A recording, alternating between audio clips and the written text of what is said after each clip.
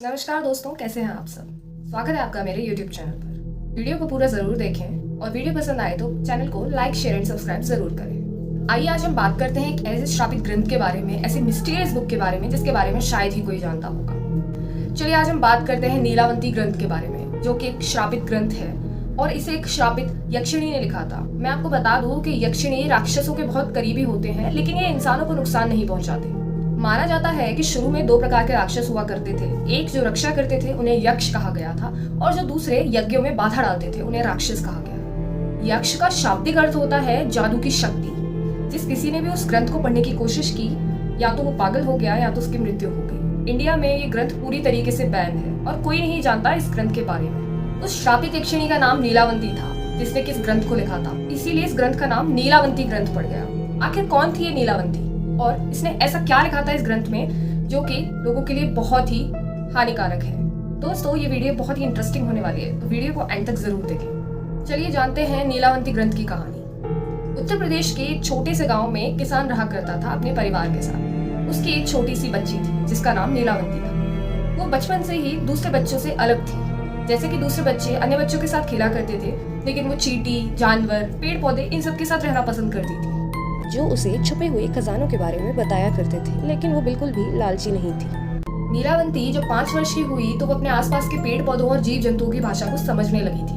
जब नीलावंती 5 वर्ष की हुई तो उसकी माँ गुजर गई। तब से उसका ध्यान उसके पिता ही रखा करते थे। उसकी अजीब हरकतों को देखते हुए गांव वालों ने उसका विरोध करना शुरू कर दिया। नीलावंती जैसे जैसे बड़ी होने लगी, उसकी एक्टिविटीज बहुत ज्यादा बढ़ गई। पेड़ पौधों से बात करना, जंगलों में घूमना, पशु पक्षियों से बात करना। शुरू में तो लोगों को अजीब नहीं लगता था, क्योंकि छोटे बच्चे अक्सर अजीब सी हरकतें करते हैं, लेकिन जैसे जैसे वो बड़ी होने लगी सभी का ध्यान उसकी ओर जाने लगा, क्योंकि दूसरे बच्चों की तुलना में वो बाकी सबसे अलग थी। तब उसके पिता ने फैसला किया कि वो इस गांव को छोड़कर कहीं दूर चले जाएंगे।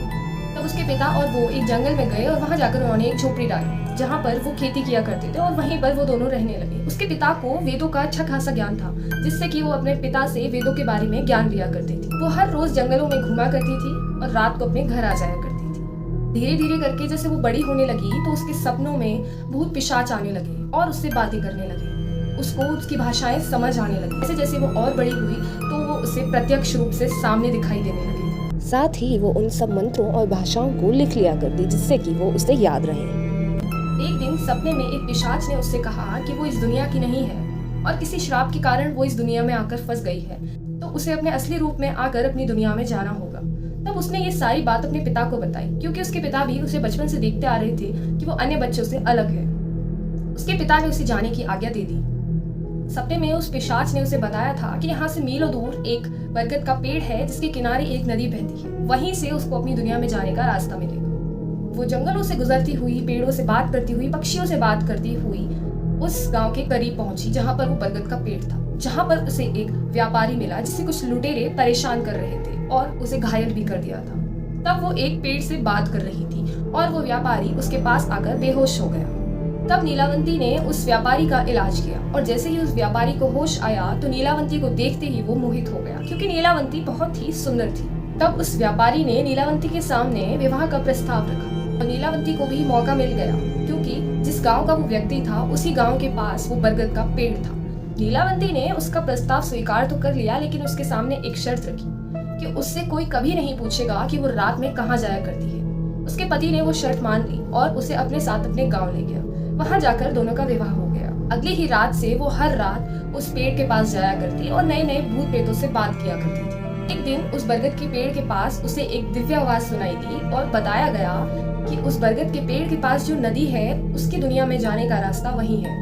वह किसी श्राप की वजह से इस मनुष्य शरीर में फंस गई है, लेकिन उसे यक्षिणी के रूप में आकर अपनी दुनिया में वापस जाना होगा। साथ ही उसे ये भी बताया गया कि उसको मंत्रो जाप करना होगा, कुछ जानवरों की बलि देनी होगी, जिसके बाद उस नदी में से एक कश्ती आएगी जिसे एक ताबीज देना होगा। उसके बाद ही वो उस कश्ती पर सवार हो पाएगी और अपनी दुनिया में वापस जाएगी। पर जीवन में ये मौका सिर्फ उसे एक ही बार मिलना था, जो कि वो यही मौका था। और साथ ही उसे बताया गया कि वो ताबीज उसे एक लाश के द्वारा मिलेगा, जो कि उसी नदी में बहकर आने वाली थी।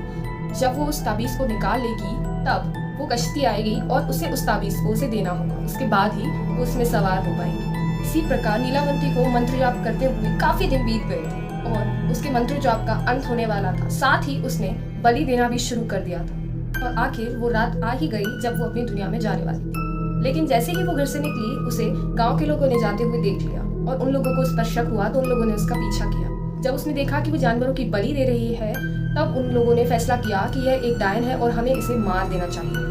लेकिन उनमें से कुछ लोगों ने कहा कि इसके पति को बुला लेना चाहिए। तब उस व्यापारी को कुछ लोग बुलाकर लाए। वो लाश के हाथ से वो ताबीज निकाल रही है और दूर से देखने पर ये ऐसा लग रहा था कि वो किसी लाश को खा रही है। तब उन लोगों ने उसे नरभक्षी की उपाधि दे दी कि ये एक नरभक्षी है जो लाशों को खाया करती है। जैसे ही वो लोग नीलावंती पर हमला करने जा रहे थे, उन लोगों ने देखा कि उसका पति उनके सामने खड़ा हो गया है और अपने असली रूप में है।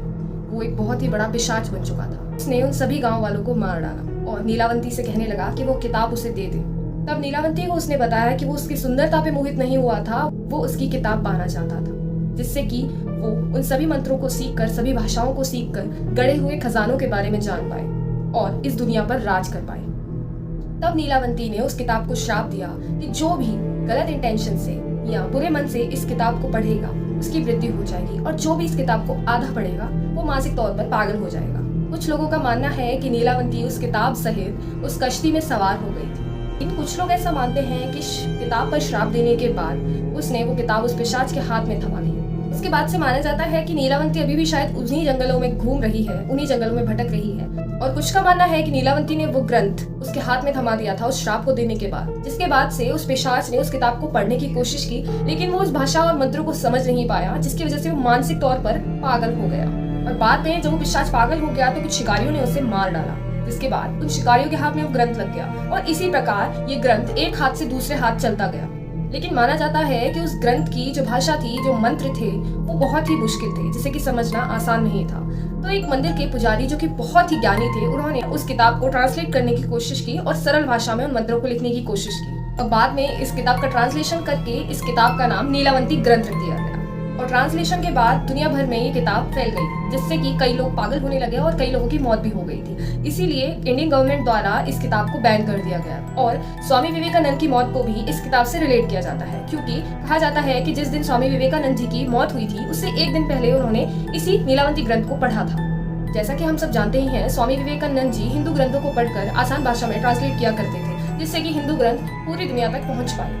इसीलिए उन्होंने इस नीलावती ग्रंथ को भी पढ़ा था, जिससे कि वो इसे और सरल भाषा में लिख पाए, क्योंकि स्वामी विवेकानंद जी को कई भाषाएं आती थी और उन सभी भाषाओं में वो हिंदू ग्रंथों को ट्रांसलेट किया करते थे, जिससे कि ज्यादा से ज्यादा लोग हमारे ग्रंथों के बारे में जान पाए। लेकिन कुछ लोग कहते हैं कि ये सिर्फ एक मिथ है, इसकी वजह से उनकी मृत्यु नहीं हुई थी, लेकिन नीलावती ग्रंथ का लिंक स्वामी विवेकानंद जी से भी जुड़ गया था।